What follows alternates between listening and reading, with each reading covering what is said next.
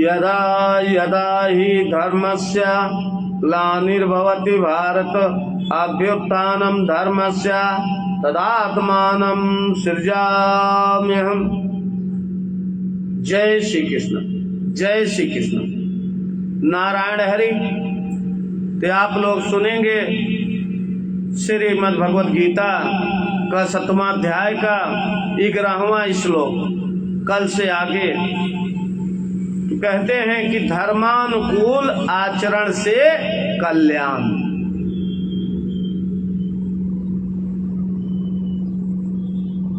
जय श्री कृष्ण।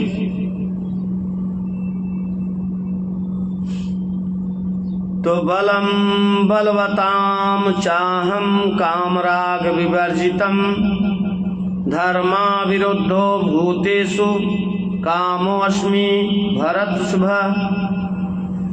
हे भरत श्रेष्ठ, आसक्ति और कामनाओं से रहित बलवान का बल अर्थात सामर्थ्य मैं हूँ और सब भूतों में धर्म के अनुकूल अर्थात साथ के अनुकूल काम मैं हूँ। जय श्री कृष्ण। तो बलम बलवताम चाहम, मैं बलवानों का बल हूँ। भगवान अपने को बलवानों का बल तो कहते हैं, किंतु कैसा बल? कामराग विवर्जितम, कामनाओं एवं आसक्ति से रहित बल। संसार में जितना भी बल है वह सब परमेश्वर का ही बल है और बल के बिना तो कोई कार्य संभव ही नहीं। किंतु वह परमेश्वरीय बल नजर नहीं आता। क्यों? क्योंकि काम और राग से हमारा चित्त आक्रांत हो जाता है।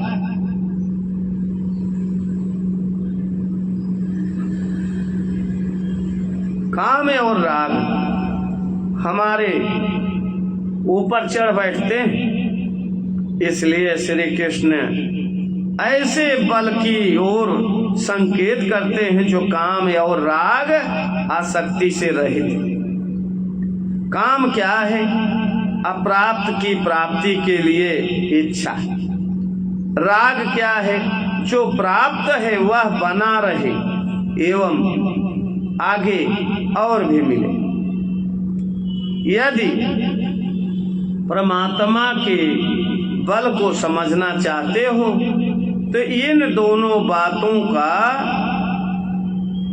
बातों को केवल थोड़ी ही देर के लिए भी हटा दो, फिर परमात्मा बल का एहसास करना आसान हो जाएगा। जय श्री कृष्ण, जय श्री कृष्ण। और कहते हैं कि किंतु हम करते क्या हैं? हम करते क्या हैं? काम एवं राग के कारण हमने अपने आप को संसार में उलझा दिया है। कहाँ? संसार में उलझा दिया है।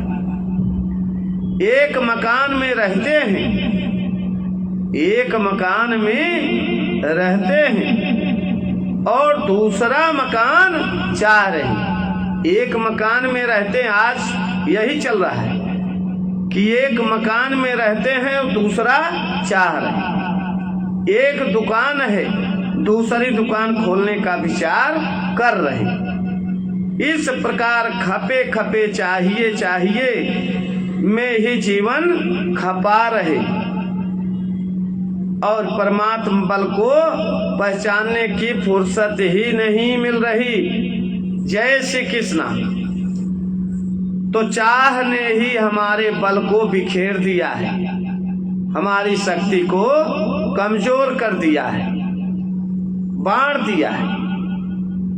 चाह से नहीं वरन त्याग से ही परमात्मा का बल प्रकट होता है। जय श्री कृष्ण। नारायण। तो मंकी नाम के एक महात्मा थे, उन्होंने सोचा कि खेती करें।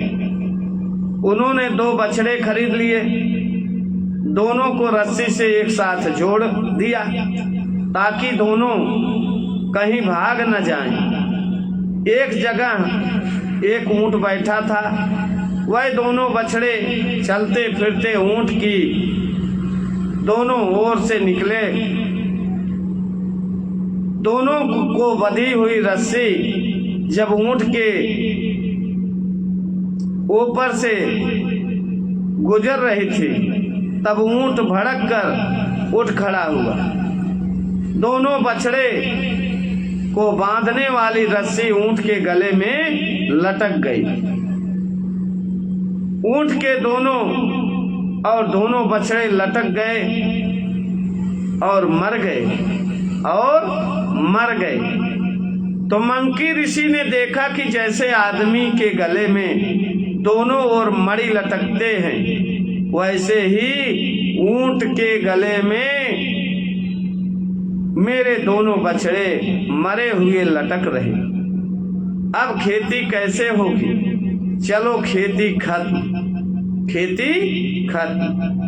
तो उनका विवेक वैराग्य जाग उठा, वह प्रभु के रंग में रंग गए और उन्हीं के द्वारा आध्यात्मिक अनुभव से संपन्न जिस गीता का निर्माण हुआ, वही मंकी गीता के नाम से प्रसिद्ध हुई।